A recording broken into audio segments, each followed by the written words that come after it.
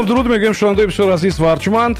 Имкон аст ки суҳбатро идома бидиҳем. Соати дуюми барномаи мо аст. Барои ҳамаи шумо рӯзи хуб, таъби болида, камёбӣ, барор ва саодатро орзу дорам. Умедворам ки соат ҷолиб хоҳад буд. Бозам вақте ки мо дар мавриди Амрико суҳбат мекунем, сафар ба Амрико, дар мавриди имкони кору бор дар он ҷо ва ҳамсоҳбати мо ҳастанд Беҳзоди Исомиддинов, журналист, номзади нои филологӣ, нафаре ки воқеан дар саҳифаҳои иҷтимоӣ ҳамеша мубаллиғи фарҳангу забони миллӣ ҳастанд, тоҷики муқими Амрико ва имрӯз акнун меҳмони шоу барномаи Имкон. Хуш омадед. Ташаккур Субҳонҷон. Салом ба шунавандаҳои Азия Плюс. Хуб, умедворам ки дар вақти сафаратон дар Тоҷикистон ин суҳбати аввалатон нест. Якчанд суҳбат доштед бо хабарнигорон. Бале. Буд саволе ки маъқул нашуд? То ман ҳамун савола надиҳам имрӯз. Саволое буд ки вобаста ба ҳамун Амрико набуд. Бале. Хуб, биёед аввалтар аз ҳама барои доираи васеи шунавандаҳои мо шумо кӯтоҳакак дар бораи худатон нақл кунед. Масалан, чӣ кора буден ин ҷо ва чӣ хел рафтен ва паи кадом корҳо буден аввал дар Тоҷикистон ва баъд дар Амрико? Ман Беҳзоди Исомиддин ҳастам, хатмкардаи факултаи журналистика. Соли 2001 факултети журналистика дохил шудем, 2002 дохил шудем, баъдан 2007 тамом кардем, ҳамчун муаллим кор кардем, ассистенти кафедраи матбуоти факултаи журналистика. баъдан 7 сол, аз соли 2007 то 2013 кор кардам. баъди ҳамун номзади илмҳо ҳимоя кардем, баъдан грин карта буридем, дига Амрико рафтем, тоҷикони муқимӣ шудем. Хуб, ва фикр мекунам ки ман ҳамин савола дода будам ки чӣ хел андешаи рафтан пайдо шуд. Яъне маълум мешавад ки ба воситаи грин карта ва дига вақте ки бурд кардем, дига сари интихоб қарор нагирифтед. Равам, наравам мегуна. Не, бо пеш аз он ки ба Амрико биравам, ман чанд ҷоам ин нуқта ишора кардам. Ман як бародару як хоҳарам дар Амрико ҳастанд. Нахустинаш 2006 рафтагӣ аст, дигариш 2010 грин карта бурида рафта будам. Мо ин грин карта ба воситаи хешу таборое ки дар Узбекистон зиндагӣ мекунем, яъне шаҳри Ангрен, мо зиёд ки масалан хешу табор дорем, яъне дар фикри мо аллакай буд ҳамин замине ки ман ё ки бояд Амрико биравам, ё ки дар Душанбе бимонам, ё умуман кишвари Русия наравам. Яъне мақсад ё Амрико ё Тоҷикистон, Душанбе, тамом. Хуб, яъне варианти ба Русия муроҷиат аслан набуд. Не, аслан набуд, чунки мо ҳоли аҳвола медонистем ки вазъият дар кишвари Русия чӣ гуна асту муносибат чӣ гуна аст. Яъне ҳамин чиз барои ман худдорӣ мекард. Хуб, яъне мисли дигарҳо ки нақл мекунанд ки шаби аввале ки дар Амрико будем дар муҳоҷират сар шуд, бисёр хотирмон буд ва бисёр душвор ҳам буд. И барои шумо ин тавр нест, зеро ки шумо ҷо дӯсто доштен, бародаро доштен? Чунки бародаро ки буданд барои мо аллакай шароити муайян кардан. Ман ҳатто пуле надоштам ки ба Амрико биравам. Онҳо барои ман кӯмак карданд, чипта барои ман харидорӣ кардан. Мо рафтем, аммо рӯҳан ман азоб кашидам. Бале. Хуб, ин тавр фикр накардед ки масалан як муаллим метавонад биравад, ин метавонад ба донишгоҳ таъсир бирасонад ва карьераи худатон таъсир кунад? Ин хел фикр накардед? Мо орзуи бисёр ҳам хеле олӣ доштам. Мегуфтам ки ман Амрико биравам, ҳатман муаллими донишгоҳ мешам ба факултаи журналистика. баъд аз ки рафтем, кори фаъолият кардем, ҳатто ман ба донишгоҳам 1 сол рафтам омӯзиши курси забони англисӣ.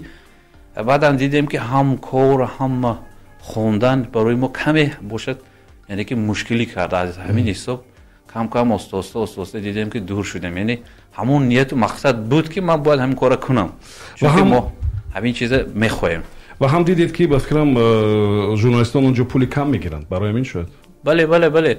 ҷое ки ман зиндагӣ мекунам, яъне ки ҳамун журналисте ки кор мекунад имрӯз соати корияш аз $15 аст, $18 аст, $10 аст, $20 аст, вобаста ба штат аст. ҷое ки ман кор мекунам, дидам ки журналистика қадр надорад. Хуб, бубинед, оно ки акнун фардо шояд ба Амрико мераванд, ба кӯмаки кӣ метавонанд ниёз дошта бошанд? Зеро ки рӯзҳои аввал фикр мекунам ки дастгирии каси бисёр муҳим аст. шумо бародаротон он ҷо буданд ва азоб накашиден ва оное ки масалан худашон бори аввал мераванд аз як оила, аз як аз миёни оилашон, оно ба кӯмаки кӣ метавонанд умедвор бошанд? мо як система кардагӣ ҳастем. як системе ҳаст ки яъне ҳар нафаре ки Амрико меравад ҳатман як шинос дорад, ё хешу табор дорад. ман масалан зиёд нафаро барои ман занг мезананд ва мегӯянд ки нафаре ки грин карта бурааст бояд чӣ кор кунад. یعنی برای آنها کمک کرده میتونیم که خونهشان بیاویم، در حد اول برای حجت گذاریشون کمک کنیم، یعنی که خیش تبار دوستا میتونند که کمکشون کنند.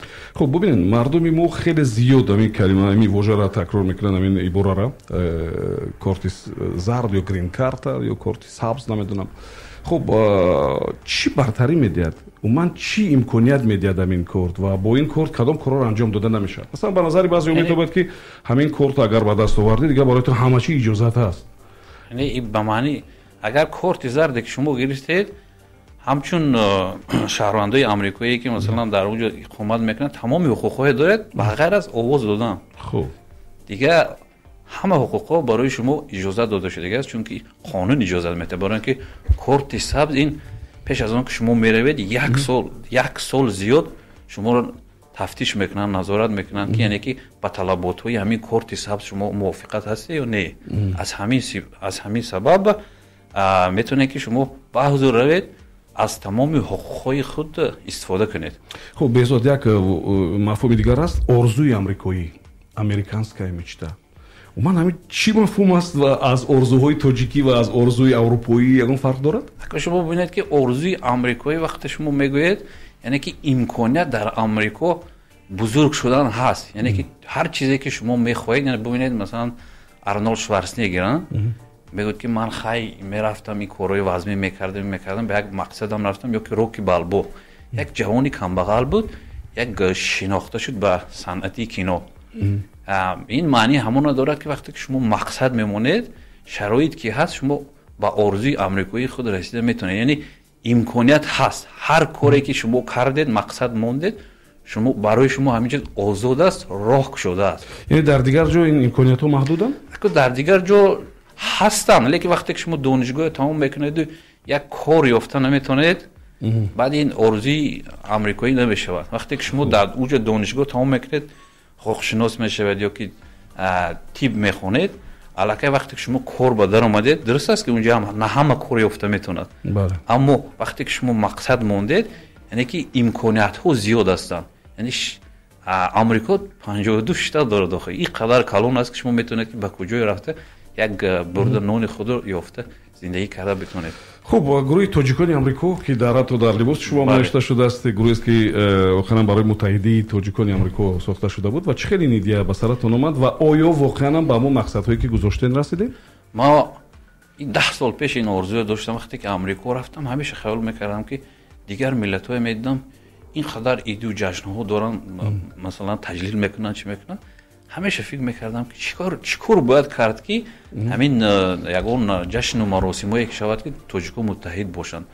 بعداً پاندمی شد، اکو پاندمی که کار کم کو، یعنی که آدم زیق میشد و فکرای هر خیلی به سرش میبیاد. بعد گفتم که بیا همین یک صحیفه داشته باشم که در این وقت‌های خالگی یک چیزی باشد که برای تاجیکان آمریکا باشد. بعداً فکرش کردم، نامش ماندیم تاجیکان آمریکا.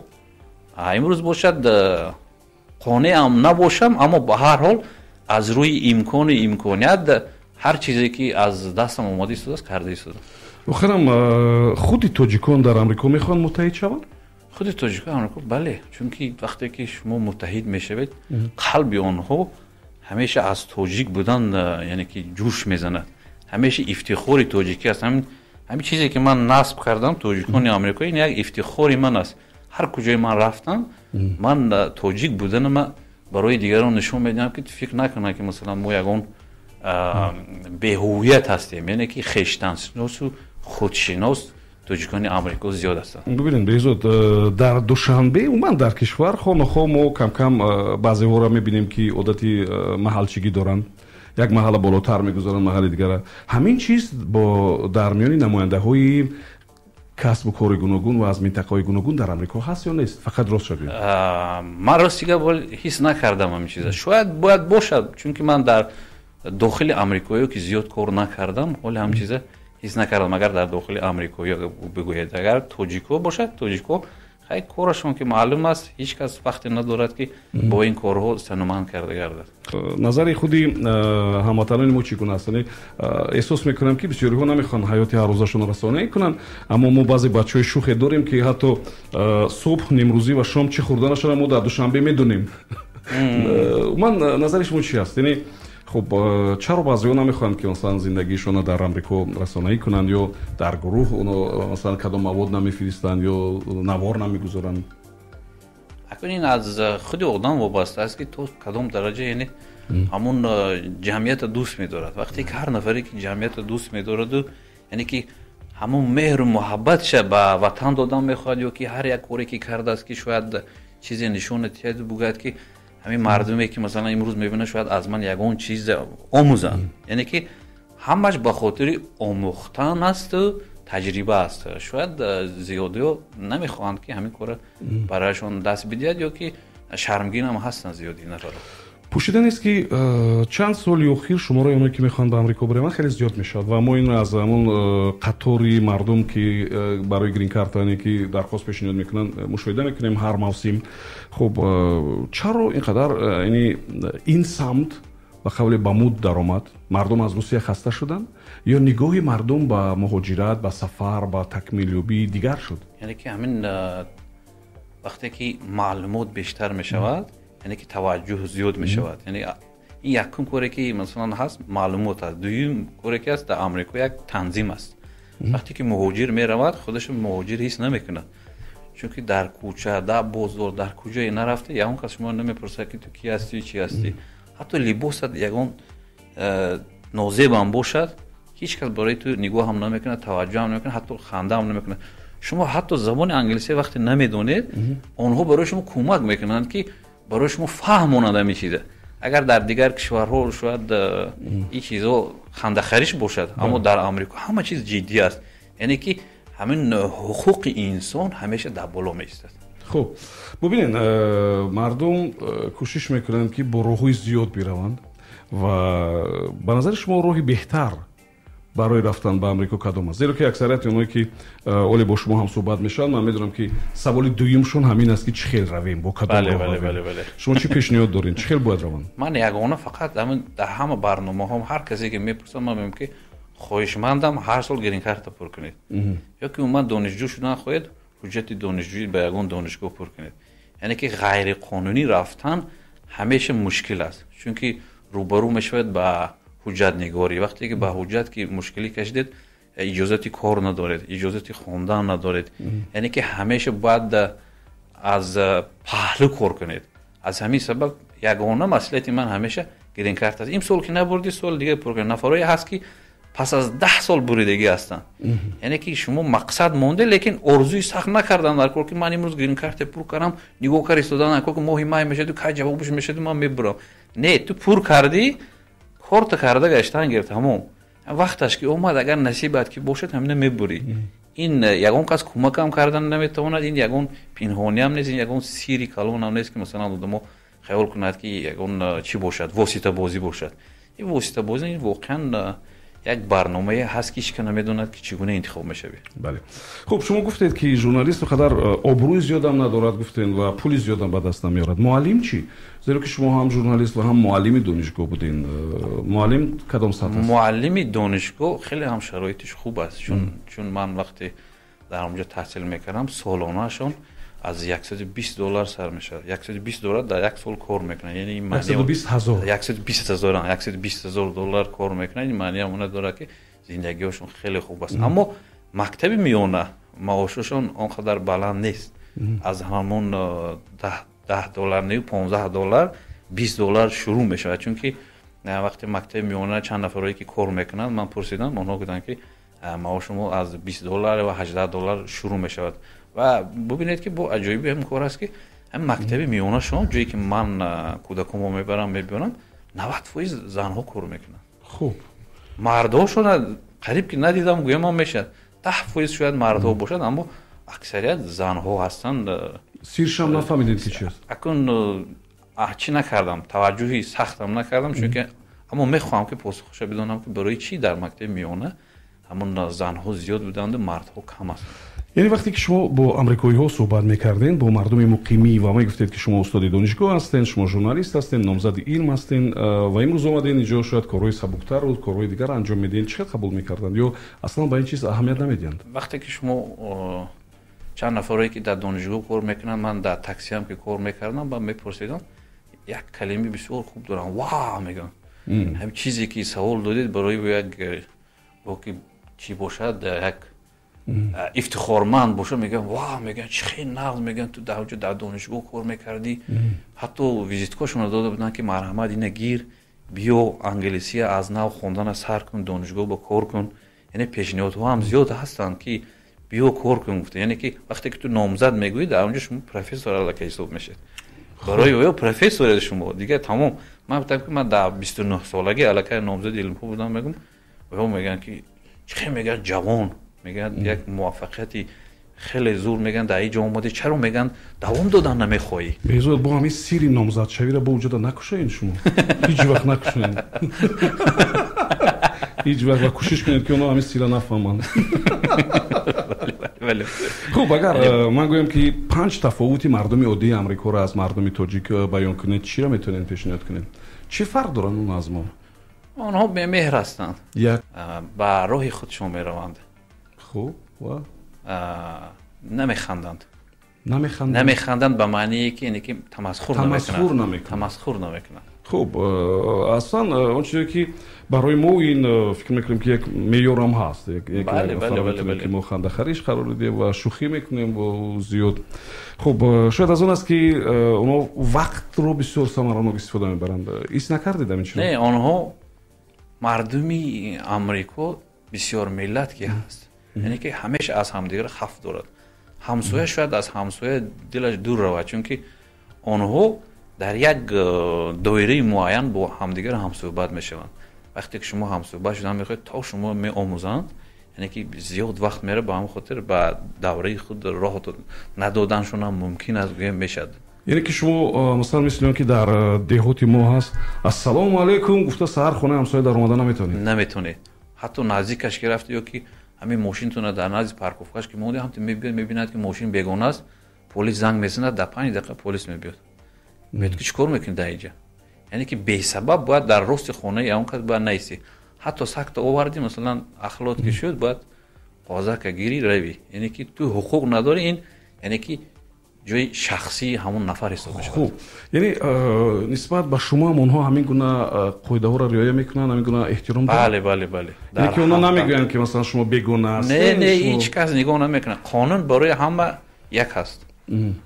خب ببینین در مورد کشوری است که دموکراتی رو به قبل بسیار ترغیب میکند آمریکا و طول چند سالی که شما اینجا هستین همین چیز را درک کردین و میانی مثلا دموکراتی آمریکایی و دموکراتی کشورهای دیگر؟ اكو دموکراتی آمریکایی اكو به طوری هم خیلی کمتر آزادتر است، اما دموکرات قریب که نیست گویم میشه، چون که بعضی کارخانه‌ها هست که همین شما ریش داشته باشه شما کار رو نمیگیرد. من این ترام هست در آمریکا. همون مهمانخونه‌ای که من سال اول رفته کار کرده بودم در همون شرطنامه‌اش نوشتگی است که تو کی میشناسی، پیش از اون که کار میگیرن در همون چی نوشتگی است که تو کی میشناسی. اگر اگر نفری که شناختی بعد با کار میگیرن، یعنی که باوری با واسطه حوال میشود. بعدا نوشتگی بود که اگر ریش داشتگی باشی، مثلا اگر تازه نباشی، فرمای رسمی نداشته باشی، نمیتونن که تو با کار بگیرن. خب اصلا کیو هستن مثلا همین ترتیب پیشنهاد میکنن کیو؟ اکنی نه خودی همون منیجرای همون مهمانخانه معین میکند. وقتی که یک نفر میبیاد دیرکتور میشه یا رئیس میشه همون تنظیم روایت کرده است که خب ببینید آمریکا وابسته به شتات ها و شهرها هر کدامش قانونگذاری های گوناگون دارد. چه خیلی یک نفر عادی میتوند که همین چیز را صرفا برود؟ برای اینکه بسیار مشکل است در یک شتات یک داشتن با خود مثلا کدام یک مواد ممکن است، در شتات دیگر ممکن نیست. مثلا همین گونه چه خیلی مردم تنظیم میکنن؟ یک چیزی عادی است. وقتی که همون شتات رفتید علاقه خود شما استاد به همین معلوماتو دچار میشود و فهمیده میگیره، چون که رفتی کار همین تجربه شما نشون میده. خب بیا در مورد کار بور بچه‌ها صحبت کنیم. اصلا بچه‌ای که میروند شما از گروهتون و بیوسته با اون آشنا هستین، چی کارها را انجام میدهند بچه‌های ما؟ کدام کارها را میکنن؟ بچه‌های ما حقوقشناس هم داریم، طبیب هم داریم، تاجر هم داریم، اما زیادتر ماشین‌های بارکش و تاکسی. یعنی که همین دوره‌ای که امروز تاجیکان مقیمی آمریکایی که رفتگی هستن، یعنی زمینه میگذارن برای کودکان خود. من امید دارم که مثل ایرانی ها آینده هم تاجیک‌ها هم یک حقوقشناس و معلم و طبیب و چیزهایی که آنها توجه کرده هستند، ما هم به همین چیز توجه داریم که آینده کودکای ما با ساختمان نروند، یعنی که با همون دانش خود پول بیاوند. خب من چند ماه پیشتر با یک نفری صحبت کردم که از امریکا اومده بود و نفر جوان و گفتم که برای چی اومدی؟ اینقدر با عذاب با واسطه مکزیک و کدام سرحدها و چند وقت در بازداشتگاه ایستاده رفت و گشته اومد و گفت که خب بچه‌ها همینقدر مرا ناامید کردند که هموطنان خودم گفتن که ای برای چی اومدی؟ اینجا کار نیست، تو پول نمیابی، پول کвартира دادن نمیتونی، ماشین هر هفته باید که نمیدونم سقورتا پرداخت کنی. خلاصا با این حد این بچه را یعنی موردی همینگونه فشار روانی قرار دادن که بیچاره خسته اومد. تا کدام اندازه همین دلیل ها درست است؟ من راستی باور نکردم، گفتم که من فکر نمیکنم که با گپ دیگران تو اومده دو طبقه شاید باشد که گوید که برای چی اومدی، برای دلسوزی گفتگی است. مثلا من نگفت است که برای چی تو اومدی باید نمی اومدی، این گپ نیست. گفتن که کار نیست و اناوزی وضعیت واسه واقعا درست است که کار کم است. ما نمیگیم که مثلا کار هست، کار واقعا کم است.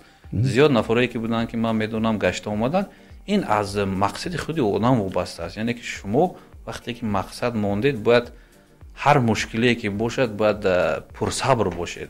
اگر شما که پرصبر نشدید، البته رفتی گپ یک نفر رو گوش کردید اومدید، بعد از که اینجا اومدید شاید پشیمون هم شوید که برای چی گپای اونها رو گوش کردم. البته پشیمون شد. میدونید برای چی؟ برای که دیگه امکانی با این راهی که رفته بود رفتن نیست و ولی ببینید وضعیت کاملا فرق کننده شد و ولی مثلا در این رد و بدل ها و عوض شوی مثلا انتخابی پرزیدنت نو، خب وضعیت بچه‌ها خوب است.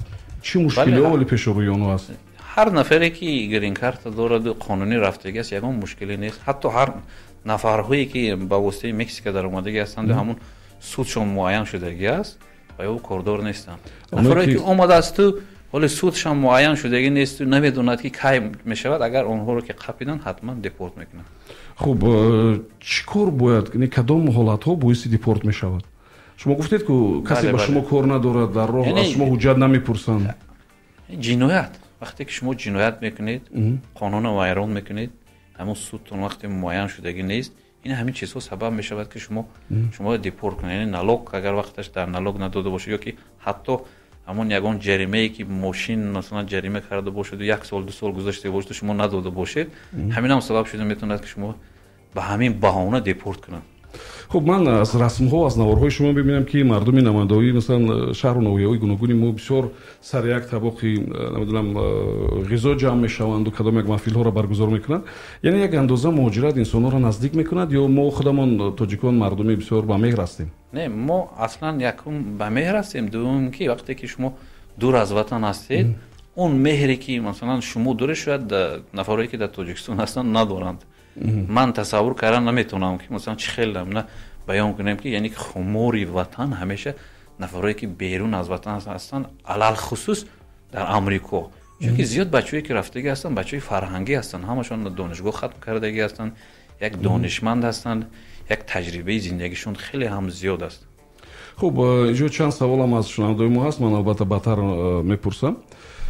خب یک وقت بچه‌ها در مورد حجت‌گذاری کودکان مهاجران کره تاجیکستانی در آمریکا نوشته بودند که مشکل تر شده است و حالی این مسئله چه خیلی زیرا که اکثریت همسراشون نمیبرند اونجا فرزنددار میشوند و ولی در سمت به قیدگیری و حجت‌گذاری یک مشکل نیست. نه، حال حاضر این در جریان است. یعنی که اون چیزی که ترامپ گفته است که مثلا باید همین کوراش این نفرایی که چیز با واسطه مکزیک رفتگی هستند همونو دخل دارند، نفرایی که گرین کارت دارند قانونی رفتگی هستن دخل ندارد. این فرزندان اینو شهروندی آمریکایی را میگیرند؟ بله به حضور یگان مشکلی نیست که شما 5 سال که اقامت کردید قانونی شما عریضه می‌نویسید میتونید که پاسپورت آمریکا بگیرید، شناسنامه آمریکا رو. خب ببینید غیر از اون که مثلا بعضن وقت نوارها را می‌بینیم و عکس‌ها را می‌بینیم که بچه‌ها نشستن کجای صحبت دارن سرودخوانی میکنن، این بسیار خوب است. خب غیر از همین محفل‌ها بچه‌های ما با چه مشغولیتی دیگر دارن در آمریکا؟ مثلا خود شما چی مشغولیت دارین؟ بچه‌ای که میشناسین چی مشغولیت دارن؟ من خودم چی ماشینای برکش کار میکنم. غیر از کاری اساسی بو کدوم مشغول غیر از کاری اساسی خونه که رفتیم بعضا نوارهای تماشا میکنیم، ویدیو تماشا کنیم، فیلم تماشا کردن وقت نداریم. خونه که اومدیم با کودک‌ها میشه، کودک‌ها یک اونجا میبریم، یعنی که هر روز که در راه هستیم کودک‌ها اومده یک اونجا میبریم تماشا.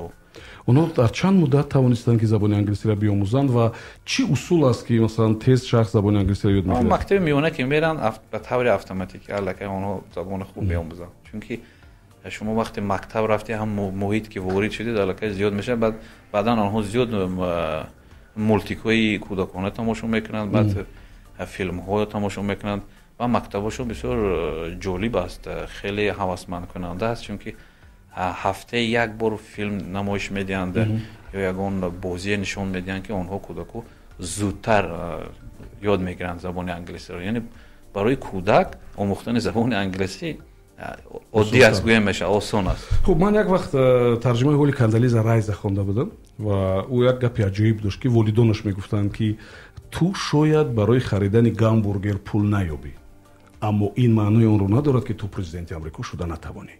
یعنی کودکاشون رو در همین رویه تربیت میکنن. آیا شما در چند سالی که در آمریکا هستین خب احساس کردید که مثلا اصول تربیت کمتر فرق دارد و چی چیزا ما میتونیم که در تربیت کودکانمون از اونها بگیریم؟ من اصلا میخوام که همون تربیتی که در تاجیکستان هست باید هم خیلی بمونه، چون که تربیت کودک در آمریکا بسیار هم مشکل است. وقتی که کودک مکتب میرود الکی اونها با همون فکر اونها تلقین میکنن که تو وقتی که پدر مادر چیزی گفت حتما باید با ما زنگ زنی، ما حمایت تو هستیم، یعنی پشتیبانی، یعنی حقوق کودک.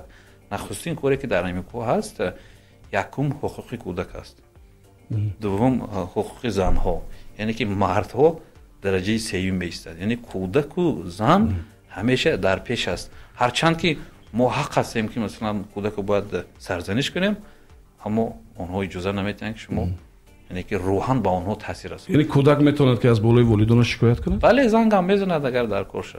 یعنی که این وابسته به همون تربیت خانواده، که وقتی که شما در خانواده هستید و همین فهماندگی نمیگذارونید الکی آمریکایی میشد. برای چی ما میخوایم که محیط تاجیکی باشه؟ وقتی که شما در داخل آمریکایی زندگی میکنید حتما کودک شما فکرانش آمریکایی میشه. خب در مورد اولادوری مثلا ما دخترایی هستند که مثلا شوهرای آمریکایی کردن، اما بچه‌هایی هستند که دختران آمریکایی رو به زن گرفتند و این پذیر است. اگر کسی گرفته باشدن به خاطر حجت، نه این طور که مثلا زندگی کنن، اگر این زندگی کنم گوی شاید نفری تاجیکی باشد که آمریکایی شده باشد و فکرانش آمریکایی باشد، یعنی که تاجیکی که پره به معنای تومش اگر تاجیک باشد هیچ گاه فکری مثلا آمریکایی گرفتن نمیکنه. زیرا که همین چیزو یعنی شکایت و حقوقی کمتر شاید خلال میرسونند. او را جنگ کردن نتونی، زدن نتونی. وای برابر حقوقی است. حتی نفری بود که ما میدونم که میگفت که هم پیولا میگفت من برای چی پیولی مثلا شویم؟ تو را خودت شو، یعنی که برابر حقوقی در خانه هم باید باشه. مسئله کودک نگاه کنی، مسئله خانه مردهای تاجیک این چیز قبول ندارن. بله.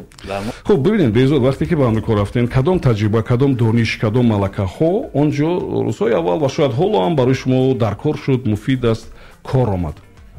وقتی که من آمریکا رفتم من بی‌هنر بودم، گویا من میشه، چون که وقتی شما کشور روسیه نرفتی، ساختمانی کار نکردید، تنها اومدید دانشگاه ختم کردید، یک لپتاپ در دستتون، دانشگاه رفتید اومدید، شما یک آدمی بیکاره گویا من میشه در آمریکا. خوب یعنی که من بیکاره بودم گویا من میشه. من بعداً یعنی که همین آمریکا من تجربه کرد که من باید کارهای ساختمانی هم یاد بگیرم، بعد در ساختمان کار کنم. در ساختمان کار کردین، تاکسی کار کردین، کار کردم، برکشانی کردیم. همین سه کاری که کردم، حتی در صحیفه بندی هم کرده بودم یک روزنامه یهودیو با اولو. خوب که معاشش که وقت زیاد که نبودن دیگه نتونستیم که زیاد برویم کار کنیم. در شتات‌ها معاش گوناگون است و برای مثال در یک ساعت چند پول شخص کار کند که پول خوب حساب می شود و می شود که با اون کار مشغول شد؟ اگر روز شما اویلادور باشید، یعنی که از ماه بگیریم $10,000 که اگر شما کار کرده در یک ماه، یعنی که زندگی یک خوب میشه. با شکوهی نغز گویم هم میشه. این امکان پذیر است برای یک نفری که مثل شما مثلا نگاه هنر دیگر اگر نداشته باشد؟ امکان پذیر است. نفری که الکی تجربه دارن همین کارو میکنن، میتونن از عهده‌اش میبرن، اما در حال حاضر 10,000 کار کردن مشکل تر است. یعنی که باید زندگی گذرانی حاضر در وقتی بحران. امریکا جایی نیست که مثلا مردمی که مثلا به جرأتند و اراده ضعیف دارن اونا بروند. نمیخواد؟ نه همه یک مقصد معین خودش داره. یعنی که اونجا شخص دیگر میکنن میگن. یعنی که وقتی که شما امریکا رفتید بیدار میشوید، یعنی که باید چقان باشی. میگن که چقان شو. یعنی که وقتی چقان که نشدی، یعنی همون نفرایی که امروز میگید که رفتند و اومدند و یعنی امکانیت ها نشد، یعنی که همون ضعیفی در شما که شد الکی شما دلمانده میشوید، حتما به تاجیکستان برمیگردید. در چند روزی که در تاجیکستان هستین من از رسما هم دیدم که با دوستا و استادان واخوردین. خب موضوع صحبت شما چی بود و آیا حس کردین که در دل آنها هم میگونه یک خواهشی یا آرزویی رفتن به آمریکا هست؟ نه زیاد نفرایی که هستن الکی آمریکایی میدونن، همون اطرافی که من صحبت میکنم شاید سوالو شوند اما آرزوی رفتن ندارن، چون که سن سال آنها به یک جای رسیده است که دیگه نمیخواهند که از جاشون رو، و جاهاشون هم خوب هستن، کاری خوب دارند، یگان مشکل نیست، تنها خاطره و دیداربینی و یه صحبت‌های صمیمی. خب برای یک تاجیکستانی تا کدام اندازه داخل شدن به کدام کالج یا دانشگاه امکان پذیر است در آمریکا؟ و همه امکان پذیر است وقتی که شما مبلغتون زیاد باشه. یعنی که چقدر است پرداختی ما؟ از سالش شاید از 20,000 آغاز سر می شود، 20,000 دلار. بعداً تا 100,000 150,000. یعنی اونجا تحصیلی مثلا به پول یا مثلا مثلا بودجوی این گونه تحصیلات نیست؟ نه اونجا یگان دانشگاه به پول نیست. دانشگاهی هست میگن که به پول است، لیکن من خودم نیافتم که دانشگاهی باشد که به پول تحصیل کنی. حتی کالج و مرکزها همش بورس ها هستن، یعنی گراند ها میتین وقتی شما دانشجو میشوید، یعنی که برای شما گراند میتین تا 200,000 300,000 دلار وقتی شما تمام کردید از حساب همون معاش شما استاد گرفتن میگیرن. یعنی که این چی دارد؟ همون فایده خود دارد. بله. امکانات رو داده میشه و البته نه قرض است همش. بله. زنها هم بعضا وقت میبینیم که اونجا هستند. برای زنها تا کدام اندازه امکان پذیر است که در آمریکا موفق شوند و قبل زندگی خوب رو صاحب شوند؟ هر نفری که امروز از تاجیکستان رفته است یک زمینه گذاشته است برای آموزش زبان انگلیسی یا که کجای کار کرده است، حتما موفق می شود. حتی نفرای من میدونم که امروز زیاد موفق هستند، حتی تشکیلات تشکیل کرده هستند، تشکیلات مهرآور است که امروز مستوره بهرام مؤسسی آن هستند و آموزش زبان انگلیسی یعنی رایگان با همون زنهای مقیمی آمریکایی که زندگی میکنن با آنها رایگان تشکیل کرده است که هم زبان انگلیسی رو بیاموزند. خب یک نفر گفت که مثلا بچه‌ها وقت ندارند که مثلا کسی دیگری که نو اومده است رو دستگیری کنند، به خاطری که هر کس از پشت کاری خودش است و فرصتی کم دارند و هم گفت که همین چیز باعث میشود که شخص خودش کوشش کند. این درست است؟ بله وقتی که شما رفتیم، من حتی یاد دارم سال اولی که رفتم من که رانندگی کردن نمیتونستم، برای من یا اون کس بزرگ بردن نمیتونست، من میگفتم که برادر بیا رویم، میگفت که بیا ساعت 2 رویم یا بیا ساعت 4 رویم. بعد آدم چخیل است، اون یک غروری تاجیکیش بالا میگیرد، میکوید اتوبوس قطع میرید یا اون چی قطع میرید با حرکت میکنید که مثلا حجت رانندگی گیرید، ماشین گیرید، بعد کوشش کنید که تا همین درجه از دیگران وابسته نباشید. این امتحان همه میگذرد. بسیار عجیب است. خلاصه بسیار چیزا رو آموختن ممکن است. ما چند سوالی کوتاه داریم در قسمت نهایی، امیدوارم که شما با یک جمله یا یک کلمه با آنها جواب میگید. خب میشود که شخص تا آخر عمر در آمریکا بماند؟ مثلا شما؟ میشود. خب چی رو آمریکایی ها باید از مردم ما بیاموزند؟ مهر محبت رو. میگن که در آمریکا مردم یعنی که یکدیگرشون کمتر دستگیری میکنند و اکثریت از همون فرزندان نفرایی هستند که از مهاجرت اومدند. خب یعنی این تا کدام اندازه براشون شانس میدهد که موفق شوند و خود رو تهجایی حس کنند؟ نه دستگیری میکنند. کدام هنر بچه‌ای که اکنون فردا شاید رفتنی هستند باید بیاموزند؟ حقوق‌شناس، دکتر، طبیب شدن. خب وقتی که یک دانشمند، یک ژورنالیست، یک ایجادکار از جمله به آمریکا میرود، این برای خود او چی خوبی و چی بدی دارد؟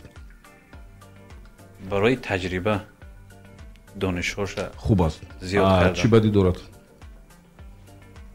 بدی کمتر شاید باشد چون که زیاد پول کار میکنه. خب مردم فکر میکنن که کسی به آمریکا رفت صاحب پول زیاد میشود. این واقعیت دارد هم خیلی است؟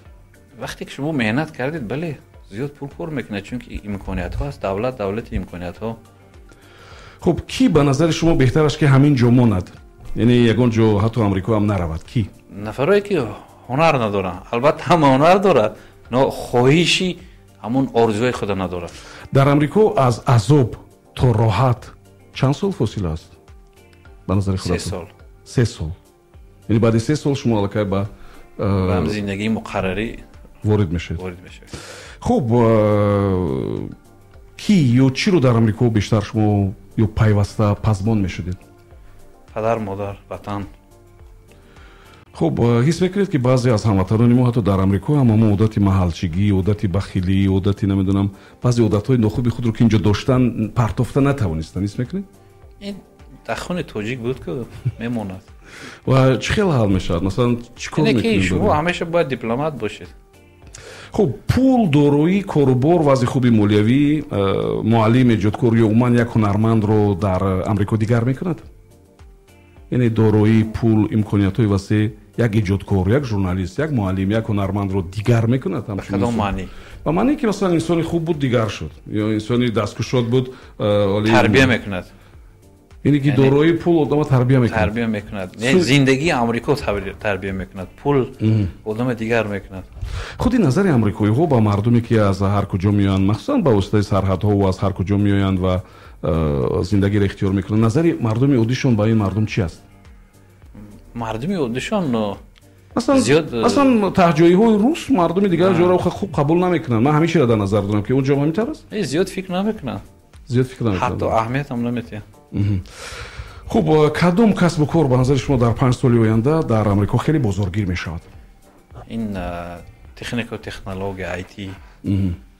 نرخ چی چیز رو مشاهده کردین که در دوشنبه و آمریکا برابر است؟ مشاهده کردین؟ همه نرخ برابر است. معاش تنها در آمریکا دیگه است. واقعا شما این همین خیلی است. مثلا شما اگر انگور نگاه کنید انگور 10 سوم باشد در اونجا هم 10 سوم است. اما معاشی که اینجا میگیرد دیگر است و معاشی که اونجا میگیرد دیگر است. یگان توصیه خیلی مهم دارید برای خواهشمندان زندگی و کاروبار در آمریکا که فکر میکنم میان شنوندای ما هم خیلی زیاد است؟ هم توصیه ما سلامتی، بعدا موفقیت، آرزو، مقصد، بعد دوست داشتن وطن، بعدا خویشتن شناس بودن و خودشناس بودن. یعنی هویت ملی رو همیشه در سطح عالی نگاه داشتن. میشود که شخص آمریکا برود، حجت بکند، زندگی کند، خوب کاروبار کند، فرزندانش انگلیسی حرف بزنند، مکتب‌های انگلیسی بروند ولی هویتش گم نکند. میشن خیر؟ میشود. وابسته به همون اطراف که چگونه یعنی میشود نه برای همه. بله میشود. و این خوفناک نیست؟ مثلا بعد 50 سال فرزندان مهاجران تاجیکستانی که در آمریکا بودن بیایند و با ما یک نظر دیگر داشته باشند و ما را قبول نکنند، فرهنگ ما را قبول نکنند، قروتا و بعد ببینند، میشه دیگه؟ میشود. اگر نبیاید، نبیند، همون نخورد، مزهش نچشه، البته میگه که چیه. زنده باشین. تشکر میگم برای شما. تشکر زیاد. امیدوارم که صحبت جالب بود. یادرس میشم شنوندگان عزیز که با بهزاد اسلامیدیرov صحبت داشتیم، ژورنالیست، نامزد ایمای فیلولوژی، مبلغ فرهنگ و زبان ملی و مؤلف صحیفه تاجیکان آمریکا در آمریکا، تاجیک مقیم آمریکا. و امیدوارم که خب سوالی دیگر که من فراموش کردم از شنونده بدیم، سوالی که مثلا میتواند شخص با کمک شما در فیلادلفیا زندگی میکنین امیدوار شود. بله چرا نه.